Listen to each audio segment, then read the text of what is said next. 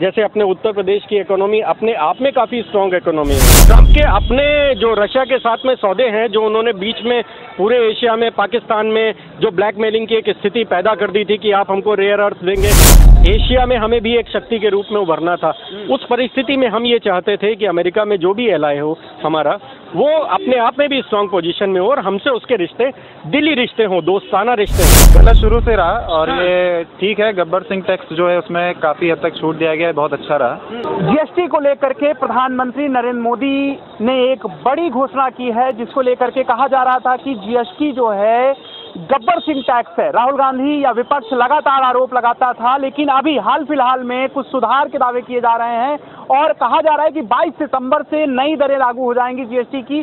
सिर्फ 2 स्लैब होंगे और वो 2 स्लैब कौन से होंगे? एक 5% का होगा, एक 18% का होगा। आपको बताते चले, पहले 4 स्लैब हुआ करते थे, 5%, 12%, 18% और 28%। अब सिर्फ 2 स्लैब रहेंगे और इसके साथ ही साथ एक स्लैब और जोड़ा गया है 40% का। हमारे साथ बातचीत करने के लिए लखनऊ के लोग हैं।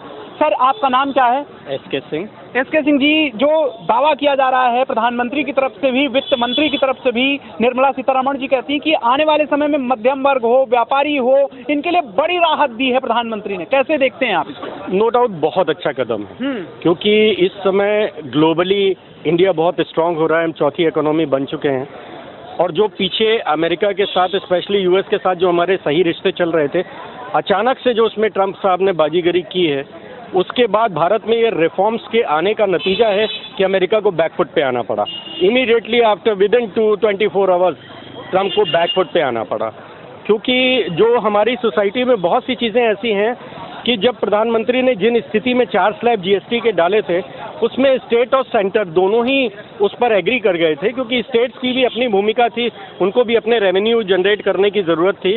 बट आज वो कंडीशन हो चुकी है कि बहुत सारी states day by day strong होती जा रही हैं। स्टेट की इकोनॉमी, जैसे अपने उत्तर प्रदेश की इकोनॉमी अपने आप में काफ़ी स्ट्रांग इकोनॉमी है। और बात कर रहे हैं कि रिफॉर्म्स की वजह से ट्रम्प कहाँ पीछे हो गए? वो तो बस ये कह रहे हैं कि भारत जो है चाइना और रूस के नज़दीक चला गया है, हम तो उनके ऊपर रसिया से तेल न खरीदने को लेकर के एक बातचीत कर रहे थे, वो तेल लगातार खरीद रहे हैं, हम उन पर 50% का टैरिफ लगा रहे हैं, उनको मुबारक हो, आगे बढ़ें। नहीं, एक्चुअल जो मुद्दा है वो मैं नहीं समझता कि ट्रम्प का पेट्रोल को लेकर के कोई मुद्दा है, क्योंकि ट्रम्प अपने आप में भारत से ज़्यादा खरीदारी रशिया से करते हैं, रेयर अर्थ माइंस की करते हैं और यूरेनियम के करते हैं। ट्रम्प के अपने जो रशिया के साथ में सौदे हैं, जो उन्होंने बीच में पूरे एशिया में, पाकिस्तान में जो ब्लैकमेलिंग की एक स्थिति पैदा कर दी थी कि आप हमको रेयर अर्थ देंगे, बाद में क्लियर ये हुआ कि पाकिस्तान के पास तो रेयर अर्थ है ही नहीं, तो वो क्या देगा। तो कुल मिलाकर के उसके बाद उन्होंने देखा कि जब ये भूखा नंगा स्टेट यहाँ पे खड़ा हो गया हमारे पास और झूठ बोल दिया वहाँ पर जाकर आसिफ मुनीर ने, तो उन्होंने सोचा कि चलो एक और कल्टी मारते हैं और यहाँ पे एक जो है वो एक और साइड बिजनेस खड़ा करते हैं, तो वो एक ग्लोबल करेंसी की बात करने लगे। इसी तरीके से मेरा कहने का अर्थ ये है कि भारत और अमेरिका के बीच में व्यापार को लेकर ही एक तल्खी नहीं है, उसके बहुत सारे कारण हैं। जो अभी पीछे हमारा पाकिस्तान के साथ वॉर हुआ, उसमें अमेरिकन वेपन्स को भी हमने डिस्ट्रॉय किया है।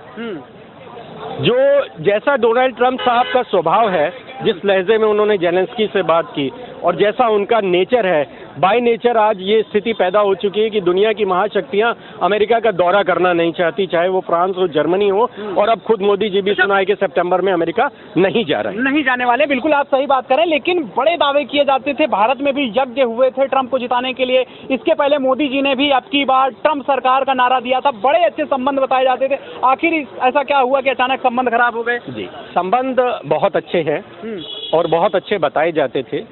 अमेरिका में आज भी बहुत बड़ी तादाद में भारतीय रहते हैं और वहाँ चाहे हम रिसर्च सेक्टर हो, फार्मा सेक्टर हो, स्पेस सेक्टर हो, सभी में हमारा टैलेंट काम करता है। तो ऐसा नहीं है कि अमेरिका के साथ आज हमारे संबंध 100% खराब हो चुके हैं। किसी एक व्यक्ति से संबंध निर्भर नहीं करते, वहाँ दोनों देशों की जनता के दिलों में एक दूसरे के लिए सम्मान बरकरार है। और जहाँ तक ट्रम्प साहब का सवाल है, बिल्कुल सही बात है, भारत के प्रधानमंत्री ने तहे दिल से ट्रम्प साहब को अमेरिका का प्रेसिडेंट घोषित करने के लिए पूरी ताकत लगाई थी और अपना समर्थन दिया था अंतर्राष्ट्रीय समाज। पहली बार हुआ था क्या ये? जायज था?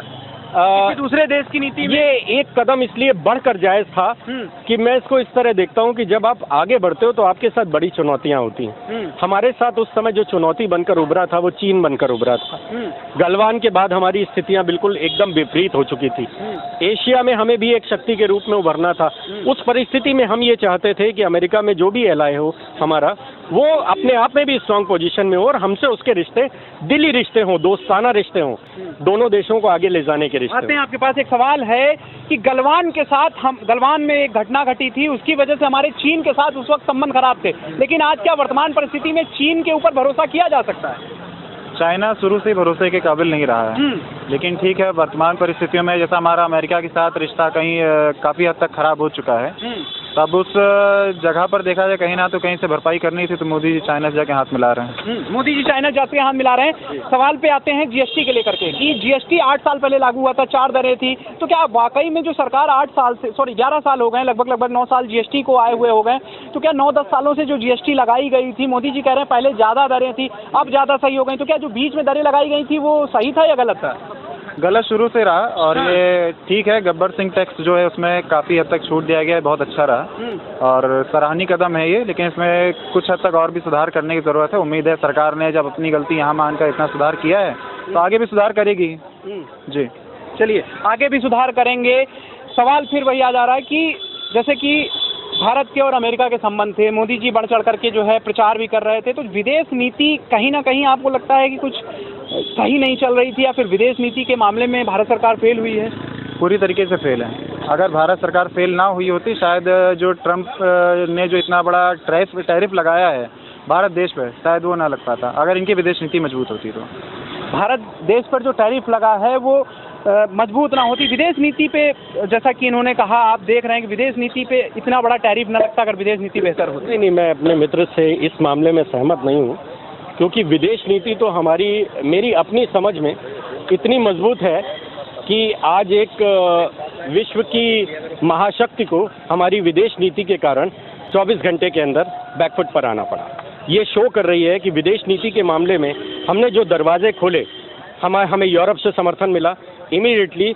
मैं कल ही देख रहा था कि नाटो के पूरे मंत्रिमंडल, उधर यूरोपियन यूनियन की अध्यक्षा जी ने स्पेशली ये बयान दिया, I will visit India, I will full support India, और हम डायरेक्टली आपके साथ फ्री ट्रेड एग्रीमेंट करने के लिए तैयार हैं।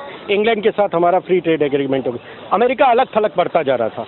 यही कारण है कि ट्रंप को भारत से जल्दी रिश्ते सुधारने के लिए आगे आना पड़ा, अन्यथा हम अपनी पोजीशन में ज़्यादा स्ट्रांग हो रहे थे, और यूएस जो हमारे साथ कर चुका था वो अपने आप में उसको लग रहा था कि शायद हमसे गलती हो चुकी। तो ये थे हमारे साथ लखनऊ के पब्लिक थी, जिनका कहना है कि जो भी हमारे संबंध है अमेरिका के साथ, उसमें कहीं ना कहीं जो भारत सरकार की नीतियां थी या फिर भारत सरकार की विदेश नीति की जो मजबूती थी, इस वजह से ट्रंप को झुकना पड़ा, और ट्रंप जल्द से जल्द वार्ता की मेज पर लौटेंगे। लेकिन देखने वाली बात ये होगी कि क्या जो जीएसटी रिफॉर्म्स किए गए हैं, जीएसटी में सुधार किया गया है, वाकई में इनसे जो व्यापारी वर्ग है उनको कोई फायदा मिलने वाला है, या ये भी एक तरीके से जनता को ठगने वाला काम होगा। वीडियो जर्नलिस्ट सनी के साथ मैं आलोक दीक्षित, #भारत न्यूज़, लखनऊ।